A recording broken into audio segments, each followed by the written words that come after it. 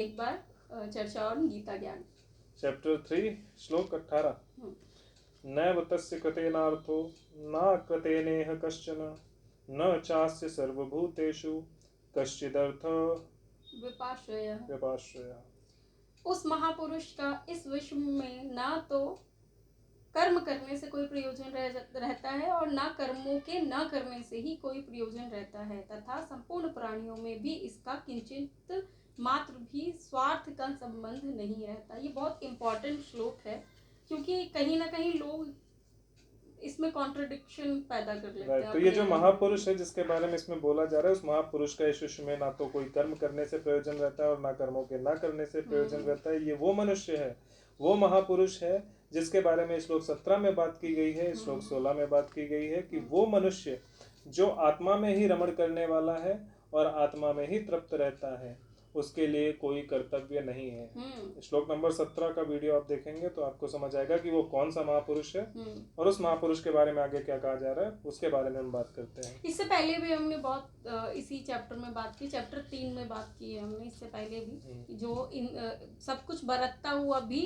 उनमें लिप्त नहीं होता है ना। उनकी इंद्रियों सब कुछ बरतती है बट वो उसमें लिप्त नहीं होता है। उसको इंद्रिय संयम रहता है ना। उसको वो नहीं है कि भूख लगी है तो नहीं कंट्रोल, नहीं आज नहीं खाना, आज नहीं खाना, नहीं मुझे तो कंट्रोल करना है, ऐसा कुछ नहीं। वो खाएगा भी बट बिहेव उसका धर्म के हिसाब से ही होगा। हाँ, तो इसमें इसके बारे में भी हमने पिछले अभी 16-17 में बात करी थी। तो जिसमें 16 में तो वो इंसान था जो कि जो इन चीजों को नहीं करता है, जो इसका अपोजिट है।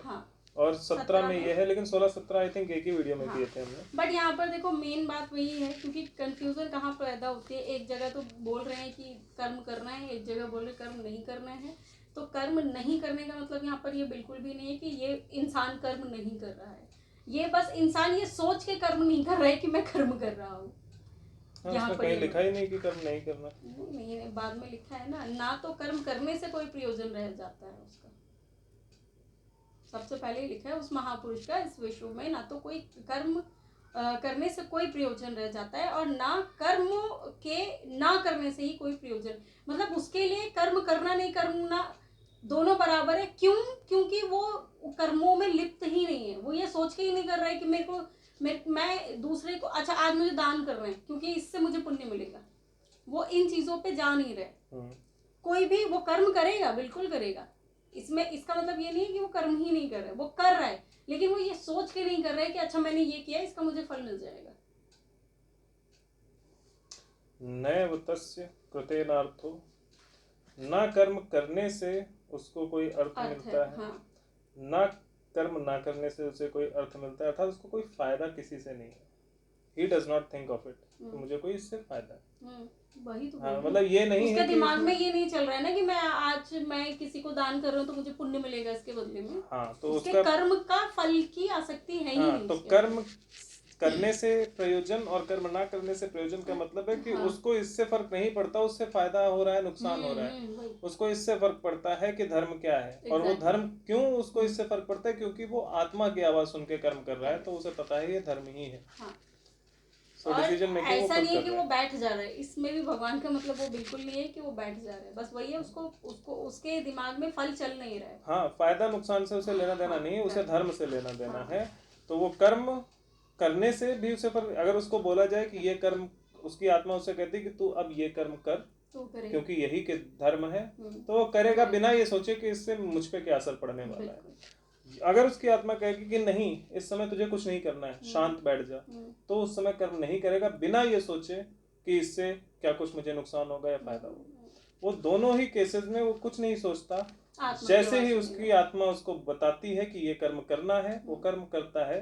क्योंकि अब आत्मा बताती है, मैं फिर यही आ जाएगा कि दो लोग हैं। नहीं, दो लोग नहीं है, वही आत्मा ही है जो सब कुछ करती है। फर्क ये है कि एक आत्मा है, एक बाहरी चीजें हैं।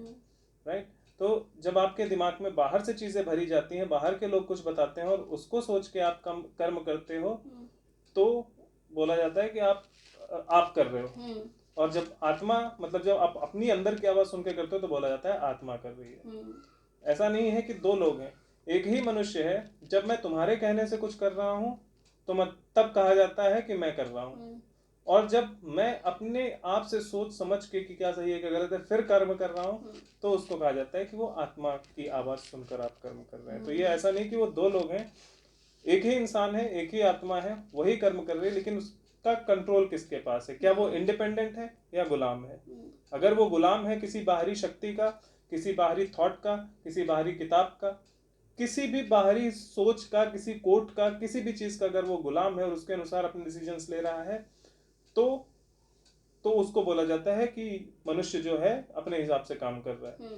और जब वो खुद सोच के करता है तब उसको बोला जाता है कि अपनी आत्मा के हिसाब से काम कर रहा है, जबकि वो आत्मा ही है कंट्रोलिंग। गुलाम पे मेरे को एक वो याद आया, एक किस्सा याद आया एक्चुअली। तो मैं भागवत सुन रही थी, तो उसमें एक कथावाचक ने एक किस्सा सुनाया था। उसने बोला था कि एक तोता था, तोते को एक सन्यासी के पास था। वो सन्यासी इन द सेंस साधु वगैरह उसके पास था। तो वो साधु को पता था, क्योंकि वो जंगल में रहते थे, तो साधु को पता था कि यहाँ पर शिकारी आते हैं और तोते वगैरह ये जानवर वगैरह इनको लेके चले जाते हैं। तो वो वहाँ पर उसको एक वो रटवा रखा था कि शिकारी आएगा, दाना डालेगा, फंसना मत फंसना मत, ऐसे करके उसने रट दिया। अब जैसे जब वो साधु बाबा कहीं गए तो शिकारी आया तो वो बोलने लगा तो बता कि वो शिकारी आएगा, दाना डालेगा, फंसना मत, जाल, हाँ दाना डालेगा, जाल फैलाएगा, फंसना मत। तो बोलता है कि रटने लगता है, ये चीज बोलने लगता है। तो शिकारी एक बार के लिए समझता, अरे ये इसको तो सब कुछ पता है, आज नहीं कल आऊंगा मैं, जब ये नहीं होगा तब मैं अटैक करूंगा दूसरे उस पर। दूसरे दिन आता है, फिर वो वही वो करने लगता है। तो वो क्या करता है, वो पहले दूसरे पशुओं को ले जाता है, फिर देखते हैं कि वो तो यही गाना गा रहे, सेम गाना गा रहे। फिर वो तीसरे दिन आता है, फिर सोचता क्या करूं, जब कुछ बचता नहीं है उसके पास जानवर, तो वो अकेला बचता है, वो वही गाना गा रहा है। उसको एक बार के लिए लगता है कि शायद ट्राई कर लिया जाए। फिर जब वो दाना डालता है तो वो तोता आता है, वो खाता है और फिर वही गाना गा रहा होता है, वो भी फंसना मत। तब उसको ये समझ आता है कि ये इसने सिर्फ रटा हुआ है, इसको पता कुछ भी नहीं है। और उसको ले जाते हैं और फिर उसका काम तमाम कर देते हैं। तो यहाँ पर गुलामी है, ये तो है कि आपको रटवा दिया जाता है चीजें, लेकिन आपको पता नहीं है कि उसका अर्थ क्या है, कहाँ यूज करना है, क्योंकि आप अपने दिमाग का यूज ही नहीं कर रहे हो। जो रटी रटाई चीजें हैं वो सिर्फ गुलामी का प्रतीक है। आप स्वयं कुछ सोच नहीं रहे। एग्जैक्टली आपको जो बाहर वाले ने बताया आप सिर्फ उतना सोच रहे हैं। हाँ, आप सोच राइट, दैट इज व्हाट, है ना? हाँ, कि आपको जो बाहर से सिखाया गया सिर्फ आप उतना ही सोच रहे हैं, आप अपने अंदर से कुछ नहीं सोच रहे हैं, आपका अपना कुछ नहीं है। हाँ, आपको जो पढ़ा लिखा सिखा दिया गया बस उतना ही आप सोच सकते हैं। आप अपने आप से ये नहीं सोच सकते कि इस कंडीशन में क्या हो सकता है। डिसीजन मेकिंग नहीं है ना। राइट, आपको खुद को कुछ नहीं पता, सिर्फ रटा दिया है। आपको जो बाहर वालों ने बताया सिर्फ आप उससे ज्यादा कुछ नहीं जानते। वो उस रटे पे भी विचार नहीं करते कि ये इसका मतलब भी कुछ हो सकता है, कुछ क्या मतलब है, क्योंकि उन्होंने रट तो लिया है, लेकिन क्या उनको उसका मतलब पता होता है? उनको मतलब भी नहीं पता होता है ना रटने वालों को। तोते को मतलब पता था? नहीं, तोते को तो नहीं पता था। अच्छा, दूसरे वाले तोते भी होते हैं यहाँ पे, सारे तोते ही हैं जो रट्टू है। उनको शायद इसका मतलब भी पता होता है कि उसने क्या बताया, लेकिन सिर्फ वो वहीं तक रहते हैं। वो ये नहीं सोचते कि मैं क्या सोच सकता हूँ, वो सिर्फ इतना ही सोचते हैं कि उन्होंने बताया है तो बस मुझे इतना ही सोचना है, इससे आगे नहीं सोचना। मतलब दे हैव बीन बाउंड। उनको दिमाग को ना रोक दिया गया कि इससे ज्यादा मत सोचियो। तो जहाँ है जितना मैंने बोल दिया बस इतना ही सोचना, तो वो उतना ही सोचता है। सिर्फ बाहरी प्रभाव जितना उसको सिखा देते हैं वो सिर्फ उतना ही सोचता है। और जो उसकी अंतरात्मा से आवाज आती है, जो उसकी खुद की सोच होती है, जो सत्य होता है, उसके बारे में वो कभी बात नहीं करता। और जो दूसरे उसको बताते हैं वो उसी को बोलता रहता है कि यही जो है ये मेरी सोच है। और धीरे धीरे उसकी एक्चुअल में सोचने की शक्ति खत्म हो जाती है, क्योंकि स्टार्टिंग उसने किया नहीं, उसके और वो दूसरे पे डिपेंडेंट। सोचने की शक्ति आपकी खत्म कभी नहीं होती। लेकिन आप क्या होता है, वो एक कौन सी वो कथा कहानी, चलो एक और कथा मुझे याद आ रही है, जिसमें वो कहते हैं कि हाथी के बच्चे को एक रस्सी से बांध दिया जाता है। हाँ, फिर वो इतना बड़ा हो जाता है कि पहले जंजीर से बांधा जाता है और वो खोलने की कोशिश करता है, लेकिन वो खोल नहीं पाता। फिर जब वो बड़ा हो जाता है तब उसको सिंपल से एक रस्सी से बांधा जाता है। वो कोशिश ही नहीं करता। हालांकि वो ट्राई करे तो वो निकल सकता है, एक झटके में वो तोड़ देगा, बट वो कोशिश ही नहीं करता। इनका भी यही है कि ये सोच सकते हैं, हर मनुष्य जो है वो सोच सकता है, सत्य को प्राप्त कर सकता है, लेकिन पहले से उसको ना इतना सब बता दिया गया है, उन्होंने इस तरह से सिखा दिया, तो अब वो सोचता ही नहीं। पहले उसने सोचा नहीं, कोशिश नहीं की, और अब वो और बिल्कुल ही सोचने से मना कर देता है कि यही सत्य है। उसने जब डिसाइड, जिसके बारे में हमने एक श्लोक है इसमें ना, क्रोध भवति सम्मोह सम्मोहात् स्मृति विभ्रमः, स्मृति भ्रम के बारे में जिसमें बात की थी, तो वो स्मृति भ्रम यहाँ भी लागू होता है कि उसने अपनी स्मृति में ये बात बिठा ली है कि जो ये लोग बोल रहे हैं ये सत्य है, जो मुझे अपने आप से कुछ सोचना ही नहीं है। जो उन्होंने बताया, जो वहां लिखा है, जो किसी ने नियम बता दिया, किसी ने कुछ भी बता दिया, बस उतना ही सत्य है। इसके आगे मुझे ये नहीं सोचना है कि इसके अलावा भी कुछ हो सकता है, वो सोचता ही नहीं। एक चीज और भी तो होती है, लोगों को ये मिसकंसेप्शन होता है कि जो बुजुर्ग बोल रहे हैं, जो मतलब हमें जो नॉलेज है वो बाहर से ही मिलेगी, हमें अंदर से कुछ मिल ही नहीं सकता। एग्जैक्टली। उनको लगता है कि बुढ़े से पूछो, क्योंकि वो 70-80 साल उन्होंने पार किए हैं, अपनी जवानी के बुढ़ापा सब देखा है उन्होंने, तो उनको सारी नॉलेज है।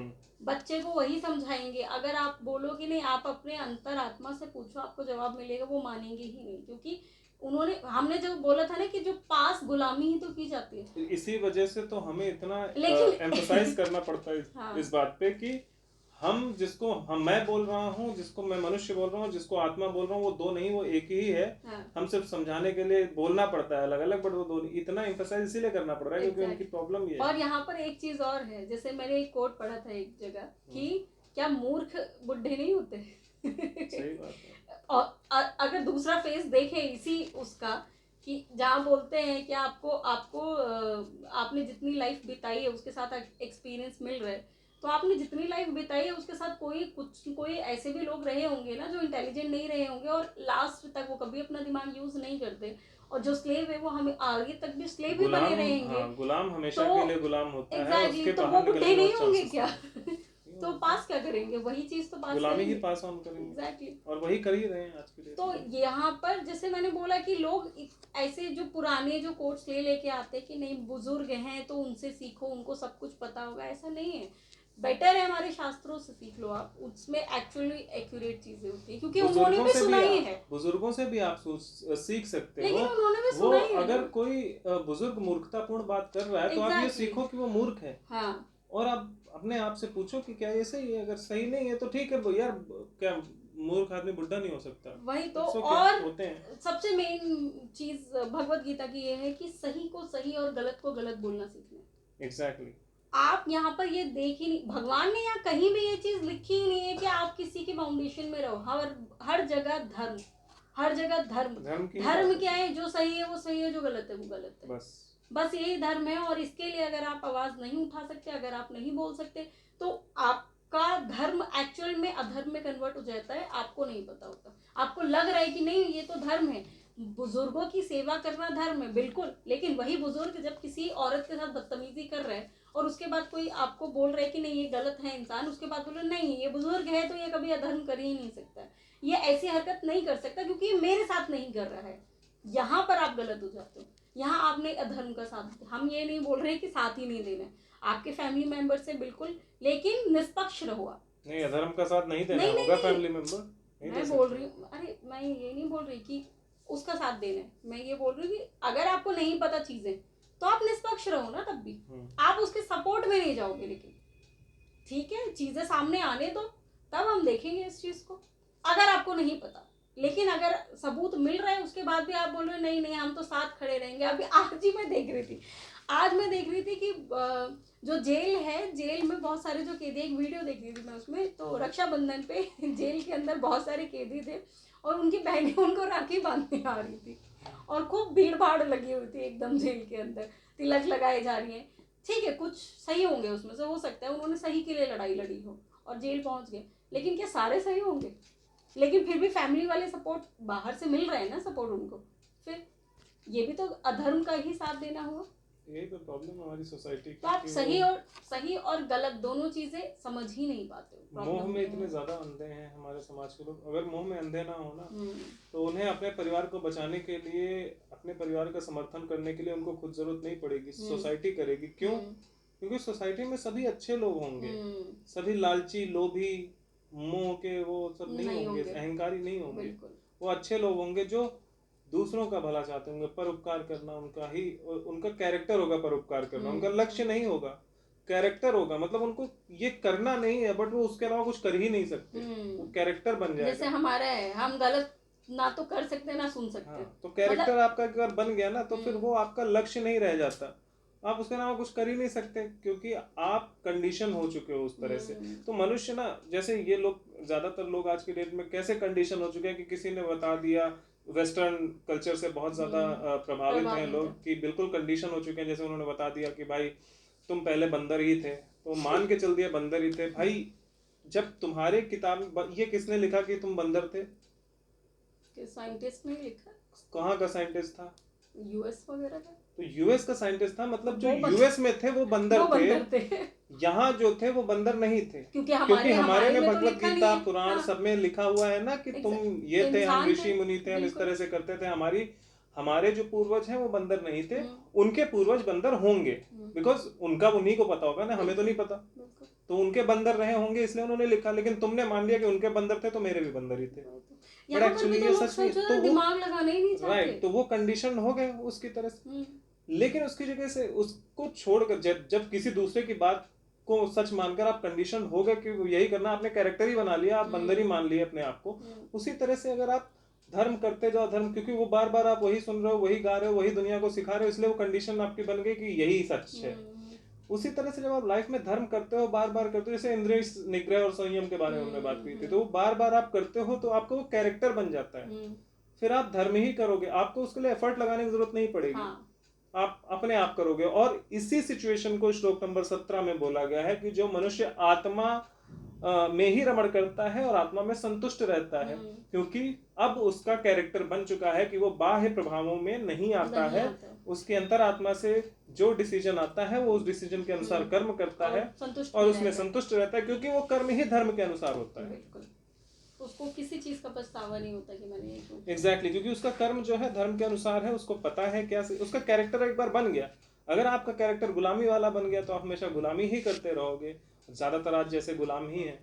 उसी तरह से अगर आपका एक धर्म का, इंडिपेंडेंस का कैरेक्टर बन गया, तो आपको कोई कुछ भी बता दे, आप वहां पे खुद सोच के, जैसे आजकल बहुत सारे आपको मिलेंगे पॉलिटिशियंस जो आके खड़े हो जाएंगे, यदा यदा हि धर्मस्य ग्लानिर्भवति भारत अभ्युत्थानम् अधर्मस्य तदात्मनं सृजाम्यहम्। ना उनको धर्म का पता है, उनको लगता है कि हिंदू मुस्लिम सिख ईसाई धर्म है और वो ये श्लोक गा रहे हैं। क्यों? क्योंकि वो गुलाम है, उन्हें सिर्फ वो श्लोक पता है, लेकिन उसका मतलब नहीं पता। अगर आपको धर्म समझ आता है, आपका कैरेक्टर धर्म वाला है, तो आप एज इट इज कोई कोट, कोई श्लोक नहीं बोल सकते, बिकॉज वो चीज हर सिचुएशन में लागू हो ही नहीं सकती। एक सेंटेंस या एक जो कोट होता है वो एक ही सिचुएशन में लागू होता है, दूसरी सिचुएशन में कोट अलग होगा, सेंटेंस अलग होगा। बस फर्क क्या होगा कि इस कोट से नॉलेज उठाई गई होगी, लेकिन सेंटेंस कुछ और बनेगा। जब आप एज इट इज यहाँ से उठा के वहां रख रहे हो, इसका मतलब आप गुलाम हो। मुझे इससे एक चीज़ याद आई, मेरी टीचर थी हिंदी की, उसने बहुत अच्छी बात कही थी कि एक चीज़ के दो पहलू होते हैं। आप एक जगह अगर ये बोलते हो कि जितनी चादर है उतने ही पैर फैलाओ वरना चादर फट जाएगी, वहीं उन्होंने दूसरा एग्जाम्पल दिया था कि जो समुद्र होता है, समुद्र के बाहर जो सीपियाँ होती हैं, अगर आप उसी से खुश हो जाओगे तो अंदर जाके जो इतने सारे रत्न होते हैं, अगर आप अंदर नहीं जाओगे तो कैसे मिलेंगे आपको वो रत्न। दोनों का अलग देखो, दोनों अलग अलग चीजें बता रहे हैं ना। एक बोल रहा है जितना है उतने में सेटिस्फाइड रहो, बट दूसरा बोल रहा है कि अगर आप उतने में सेटिस्फाइड हो गए तो उससे ऊपर का लेवल आपको कैसे मिलेगा। तो दोनों एक दूसरे के विपरीत हैं, और लेकिन दोनों का अलग अलग सिचुएशन में सही मतलब निकल। एग्जैक्टली। तो पहला वाला मतलब क्या है कि जो भौतिक आपके पास चीजें हैं उनमें आप संतुष्ट रहिए, उनमें ज्यादा मत घुसिए। लेकिन जो आध्यात्म, जो आत्मा ज्ञान है, उसमें आप घुसते चले जाओ, बिकॉज उसमें आपको संतुष्ट नहीं होना, क्योंकि अगर आप इतने में संतुष्ट हो गए तो फिर आप एक आज नहीं तो कल गुलाम बन जाओगे, क्योंकि आपने उतना ही सोचा है। अच्छा, अगर आत्मा का नहीं भी माने तो दूसरा ही मान लेते हैं, ये लाइट हमको मिली है, कहाँ से मिली। अगर जिसने भी वो लाइट बनाने वाला जो भी वैज्ञानिक था, वो वहीं पर कितने एक्सपेरिमेंट उसके फेल हुए तब जाके उसने लाइट बनाई। तो अगर वो वहीं रुक जाता, बोलता ही नहीं है आप ठीक है मैं संतुष्ट हूँ कि ठीक है होएगा ही नहीं, तो क्या वो लाइट बना पाता? बहुत सारी चीजें हैं, जितने भी आज के टाइम में आविष्कार हैं, एसी आपको मिल रहा है, पंखा आपको मिल रहा है, किसी न किसी ने तो बनाई ही है। अगर वो वहीं पर रुक जाते तो क्या आपको ये चीजें मिल पाती? ये हम छोड़ देते कि ये बेनिफिट है कि नहीं है, वो हटा दो। बट बात यहाँ पर ये है कि अगर वो वहीं पर रुक जाता तो क्या ये चीज़ें हमको मिल पाती? वहीं दूसरी साइड में ये चीज़ें मिल रही हैं तो वो इतनी ज़्यादा मात्रा में कंज्यूम हो रही है कि उसकी वजह से पूरा प्रकृति बर्बाद की जा रही है। ये दूसरी साइड हो गई उसी की। तो एक चीज़ की एक साइड हो ही नहीं सकती, हर चीज़ के दो पहलू होते हैं। आपको सही वाला पहलू पकड़ना है और वो आपके अंतरात्मा की आवाज बताएगी। और इसमें अब मैं इसी में और जोड़ता हूँ कि एक जगह रुकना नहीं है। हाँ।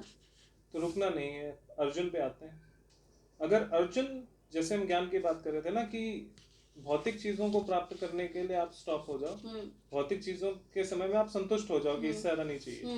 लेकिन जब बात ज्ञान और आध्यात्म की हो तो आपको संतुष्ट नहीं होना है, संतुष्ट नहीं होना है, बल्कि उसमें और घुसते जाना है, सो दैट आप और कुछ ज्यादा सीख सको। अगर आप ज्ञान के पथ पे अग्रसर हो तो आपको संतुष्टि मिलेगी भी और नहीं भी मिलेगी। यहाँ दोनों चीजें, आपको जो मिल गया उसमें आप खुश हो जाओगे, लेकिन और पानी की लालसा रहेगी इसमें। हाँ, तो उसमें आपको और उस मूवमेंट के लिए भी आप ललायित भी रहोगे, फंसोगे नहीं, लेकिन आपको उसमें धर्म और ज्ञान में कुछ फंसने लायक होता ही नहीं ना, तो उसमें आप चले जाओगे। सबसे ज्यादा आएगा। हाँ, तो ये वाला जो और यही एग्जांपल है, संतुष्टि तो भगवान यहाँ बता रहे हैं। हाँ, तो ये वाला जो एग्जांपल है, उस एग्जांपल पे ही मैं आ रहा था कि अर्जुन, अगर अर्जुन ने वहां पे ये बोल दिया होता कि मैं युद्ध नहीं करूंगा, बात खत्म, और वो ज्ञान के लिए कृष्ण के सामने नहीं जाते, तो क्या ये ज्ञान आता? बिल्कुल नहीं। वो कंफ्यूज नहीं होते तो क्या ज्ञान आता? कंफ्यूज होते नहीं होते, कंफ्यूज होके वो बोलते कि नहीं मैं नहीं कर रहा, ये तो बात खत्म। बट उन्होंने ये डिसाइड किया कि नहीं, मुझे ये समझना है कि मैं धर्म कर रहा हूँ या नहीं, इसलिए वो कृष्ण के पास गए। इसीलिए जब आपको, उनको पहले से सब कुछ पता था ना कि ये करने से घर की स्त्रियां दूषित हो जाएंगी और मैं कुलघाती हो जाऊंगा और ये पूरा सब कुछ नष्ट हो जाएगा, मुझे नहीं चाहिए राज्य, सब कुछ नहीं चाहिए, सब उनको पता था, पहले से सिखाया हुआ था। लेकिन उन्होंने ये जानने की उनकी दृढ़ इच्छा थी कि क्या ये जो कुछ भी है सब सही है, मेरा डिसीजन सही है या नहीं है, इसलिए वो कृष्ण के पास गए। इसलिए उन्होंने उनसे पूछा कि मुझे बताओ। वरना आज के लोगों के जैसे होते तो कहते नहीं, पहले वालों ने बोला है, बस बात खत्म, मैं नहीं कर रहा युद्ध, बात खत्म। लेकिन नहीं, उन्होंने कहा कि नहीं, मुझे जानना है कि मैं सही हूँ, I want to be 100% sure कि मैं सही हूँ, मैं धर्म कर रहा हूँ, इसलिए वो कृष्ण के पास गए। तो ये 100% श्योर होने के लिए आपको अपनी अंतरात्मा के पास जाना चाहिए, जाना होगा। स्वयं से जब तक आप चिंतन नहीं करेंगे तब तक आपको नहीं पता चलेगा। अगर आप सिर्फ ये सोच लिया कि हाँ सब बोल रहे हैं, सब लोगों ने बोला हुआ है, कहीं लिखा हुआ है, इसलिए हम यही करेंगे, नहीं होगा। आपको खुद अपनी आत्मचिंतन करना पड़ेगा। उसी आत्मचिंतन के बारे में बार बार यहाँ पे भगवान कृष्ण बोलते हैं कि अब आत्मा से पूछो, आत्मा में संतुष्ट हो जाओ, आत्मा से पूछो, आत्मा में संतुष्ट हो जाओ, अंतर्मुखी रहो, बाहर मत देखो। हर बार वही बोल रहे हैं। तो अंत में हम जब इस श्लोक पे आते हैं तो इसमें यही है, जो ऐसा महापुरुष होता है जो आत्मा में ही रमण करता है और आत्मा में ही तृप्त रहता है, अर्थात स्वयं से ही डिसीजन लेता है, अपने आप चिंतन करके निकालता है आंसर कि ये कर्म, कौन सा कर्म करना सही है और कौन सा कर्म करना अधर्म है, और उसके अनुसार ही वो कर्म करता है। ऐसा व्यक्ति हमेशा संतुष्ट रहता है। और जो ऐसा महापुरुष होता है उसको इस विश्व में किसी भी कर्म को करने से उसको ना ये लगता है कि इसको कर्म करने से मुझे लाभ या हानि होने वाली, इससे उससे फर्क नहीं पड़ता। क्यों? क्योंकि वो धर्म, उसका फोकस सिर्फ धर्म होता है कि मैं वही करूंगा जो धर्म युक्त है, जिससे मुझे फायदा होगा, नुकसान, आई डोंट केयर। फिर किसी कर्म को ना करने से जब उसको ऐसा कुछ लगता है कि ये कर्म अगर मैं करूंगा तो ये धर्मयुक्त नहीं है, अधर्म हो जाएगा, तो उसको नहीं करता है। फिर वो ये नहीं सोचता कि इससे मुझे फायदा होगा भौतिक रूप से या नुकसान होगा, वो उसके बारे में नहीं सोचता है। तो और सिर्फ उस कर्म को करने से उसको इस चीज से भी फर्क नहीं पड़ता कि पूरे किसी भी प्राणी से, मतलब कोई हमारा अपना है, उसके लिए भी उसको कोई स्वार्थ नहीं रहता, अरे ये तो अपना है भाई, इसके बारे में, इसके लिए मैं चलिए अधर्म कर देता हूँ, वो भी नहीं करता है। उसका सीधा सा फंडा होता है कि अगर ये अधर्म है तो मैं नहीं करूंगा, धर्म है तो मैं करूंगा, इससे मुझे क्या फायदा नुकसान होता है, आई डोंट केयर। और इससे मैं मेरे जो अपने लोग हैं, जो जिनसे मैं प्यार करता हूँ, उन्हें क्या फायदा नुकसान होगा, आई डोंट केयर। मुद्दा है धर्म के अनुसार अगर मैं कर्म करूंगा है तो ही मैं करूंगा, वरना नहीं करूंगा।